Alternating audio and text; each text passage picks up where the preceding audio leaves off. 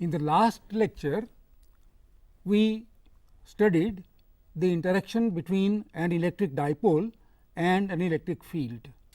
We found that when we place an electric dipole in an electric field, then there is a couple which acts on the dipole.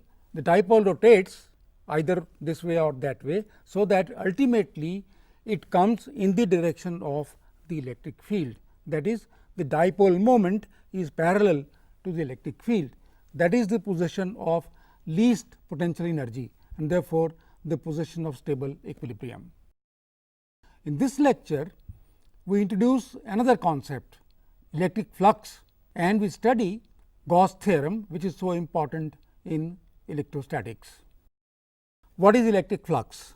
Let us use in ordinary English language. Flux means the rate at which a liquid or a gas enters or leaves a surface. For example, if there is a surface, if something is leaving this surface, the rate at which this liquid or gas leaves this surface is called its flux. In the case of electric field, it means the number of lines of force going through this surface. Remember that the surface area is a vector quantity. We will make use of this fact. Now, suppose we have a surface denoted by sigma, which has a surface area S. This surface is placed normal to the lines of force. This means that the normal to the surface is parallel to the electric field. Then we say that the flux going through this surface is the area of this surface into the magnitude of the electric field, that is E times S. Now, suppose this surface is slightly at an angle to the electric field, that is, the normal to the surface makes an angle theta with the electric field. Then the surface area of this surface normal to the lines of force or normal to the electric field is S cos theta, and therefore, the flux through this surface is now E S cos theta or E dot S. Now, take another example. We have a surface which is curved, and on this curved surface we choose a small elemental area d s. The normal to this makes an angle theta with the electric field through this elemental area.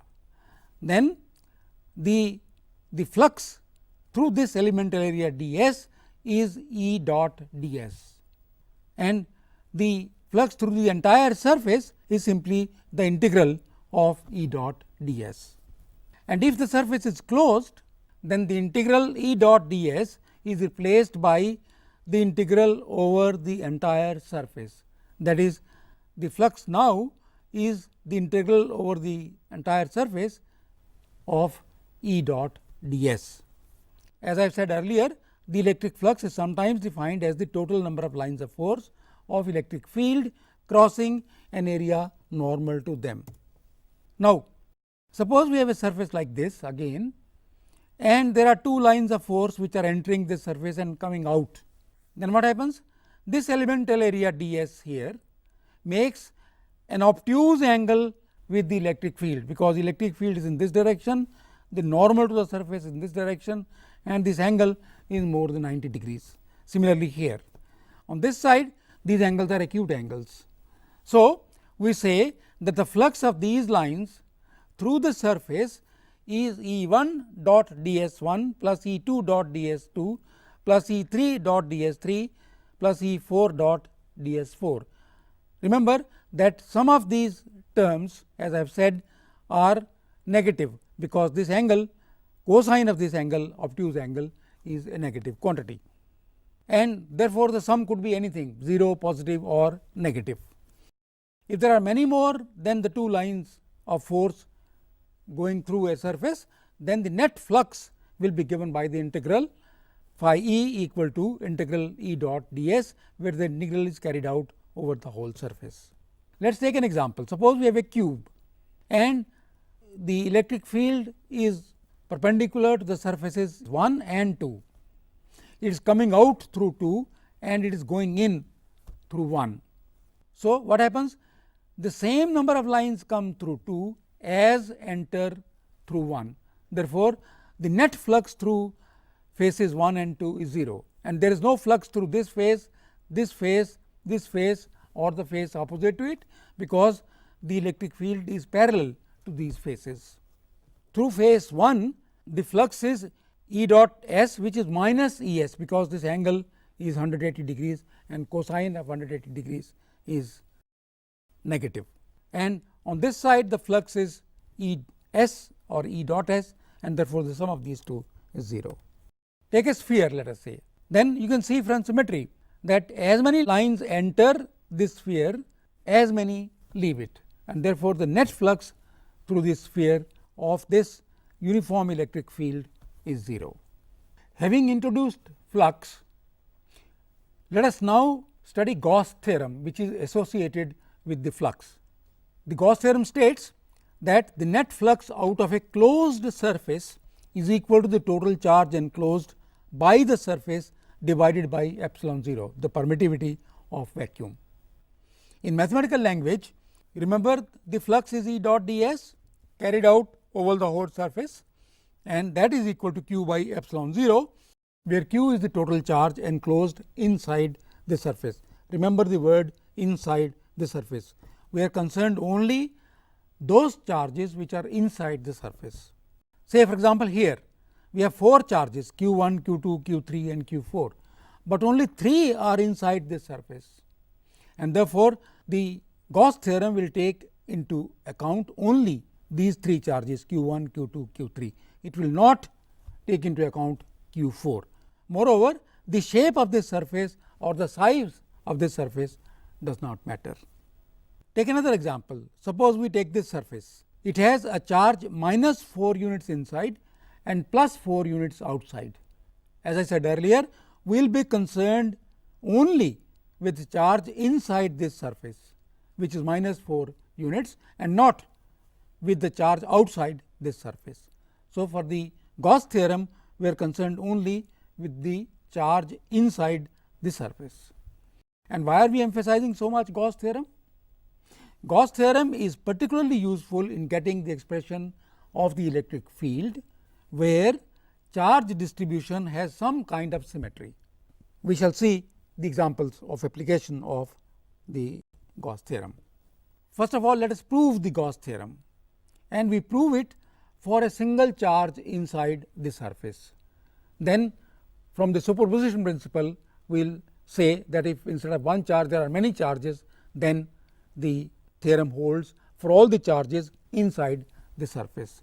So, we have this surface sigma shown in green color, and we surround this by what is known as a Gaussian surface, by a spherical surface which encloses this surface, the original surface.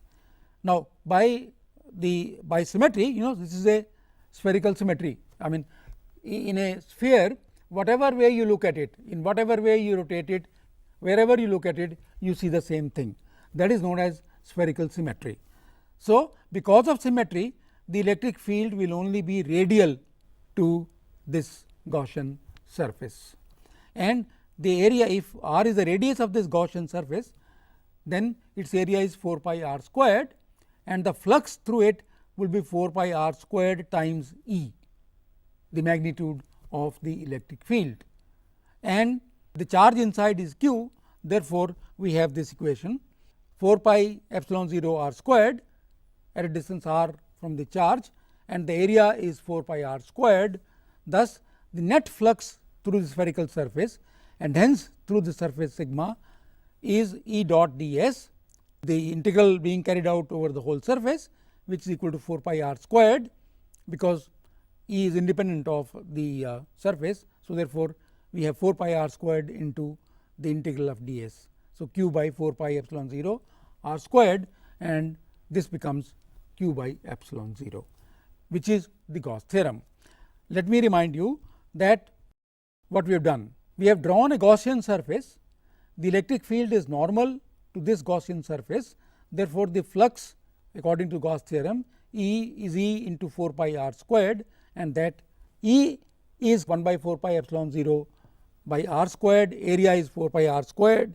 So, therefore, the flux is 4 pi r squared into E, and that is equal to q by epsilon 0, which is the statement of the Gauss theorem, that the flux through a closed surface is equal to the charge inside this surface divided by epsilon 0. Notice that the result is independent of the radius of the Gaussian surface. So, it can be any size. So, the Gaussian surface could be anywhere, it could as well be inside the surface, the sphere could be inside. All that is required is that all the lines of force must be associated with the Gaussian surface, those lines which are associated with the original surface. That is the condition. The proof given above could be true for each one of the charges inside the arbitrary surface. We have proved it one charge q, it could be true for q1, q2, q3. Gauss theorem is a consequence of the inverse square law. We shall prove it in a moment, and will hold even if the charges were of one kind only. In fact, it holds for a gravitational field as well. You see, here we have two kinds of charges, there is forces of repulsion and attraction. In gravitational field, there is only force of attraction, and the Gauss theorem holds even for the gravitational field. So, since the electric field obeys the superposition principle, so E is E1 plus E2 plus E3. Integral of E dot ds is therefore integral of E1 dot ds, E2 dot ds, and so on, and that is equal to E1 dot ds is q1 by epsilon 0, E2 dot ds is q2 by epsilon 0, and so on, and q1 plus q2 plus q3, they all add up and they give us the charge q. So, therefore, E dot ds, the integral of E dot ds is equal to q by epsilon 0, which is the Gauss theorem. So, if there are many charges, as long as they are inside the surface, then the Gauss theorem says that all the charges inside divided by epsilon 0, that is equal to the total flux through the surface. So, we have proved that Gauss theorem holds for any number of charges as long as they are inside the surface. In fact, if there is a continuous charge distribution inside a surface of volume V with volume charge density rho, then q is equal to rho times dV.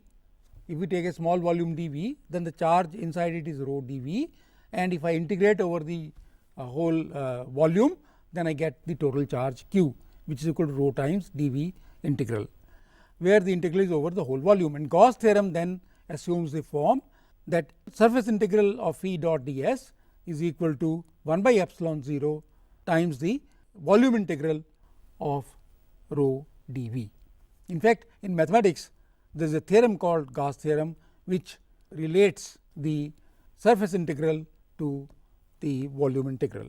We have said Gauss theorem is because of the Coulomb's law, because of the fact that the forces vary as 1 by r squared, and now we shall prove it.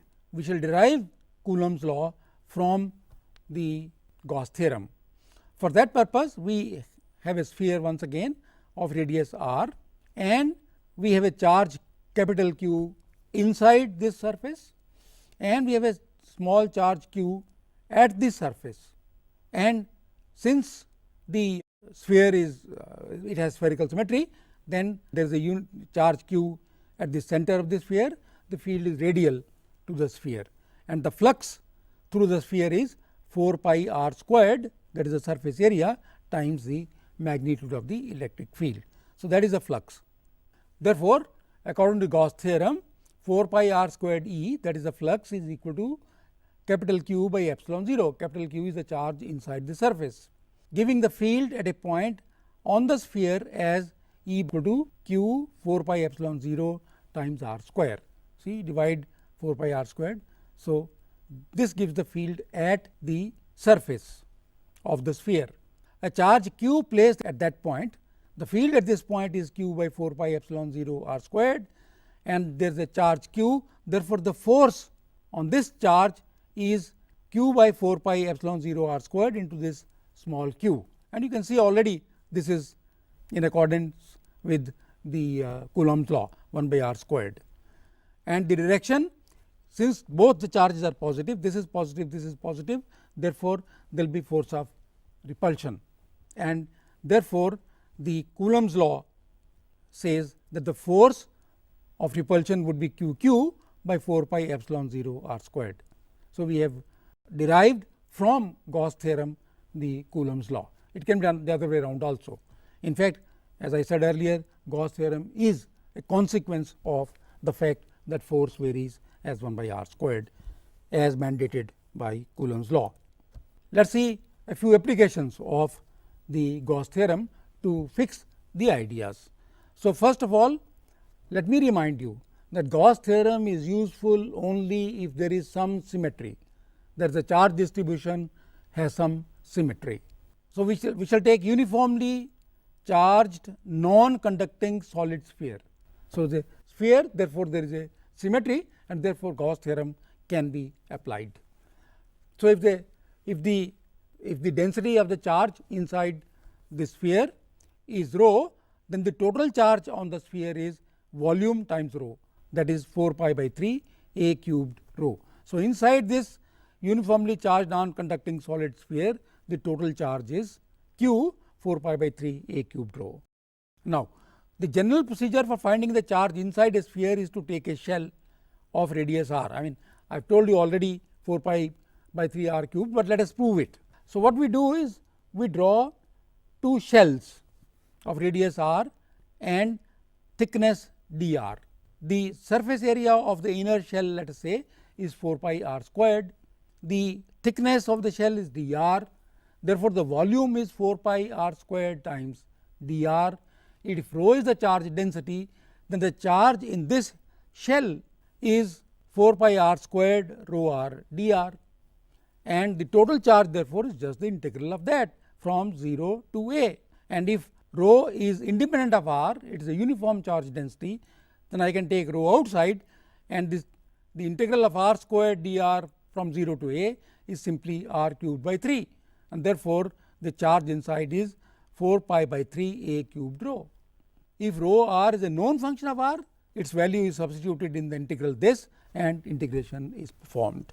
So, this is a general method of finding the charge inside a uniformly charged sphere.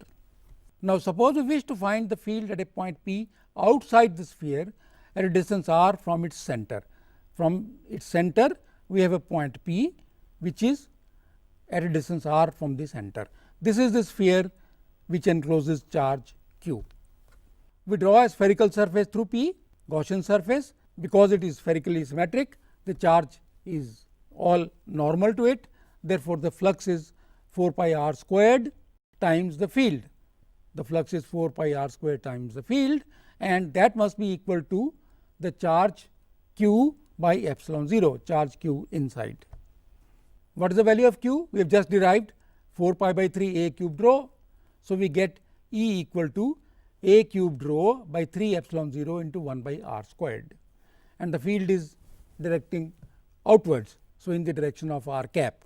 So, rewriting E equal to 4 pi a cube by 3 rho divided by 4 pi epsilon 0 1 by r squared, we get the field at a point outside, which is equal to 1 by 4 pi epsilon 0 q by r squared. If you remember, that is the expression that you derived earlier for the field due to a charge q. So, this means that as far as the point outside the sphere is concerned, the sphere behaves as a point charge placed at the center of the sphere, because this distance r is from the center of the sphere. So, the sphere behaves as a point charge, and that point charge is placed at the center, and therefore, the field at point P is charged by 4 pi epsilon 0 times r squared. So, 1 by 4 pi epsilon 0 q by r squared. Now, let us find the field inside this uniformly charged non-conducting sphere. So, for this purpose, what do? We draw now a Gaussian surface inside. We had Gaussian surface outside. Now, we have a Gaussian surface inside, again of radius capital R.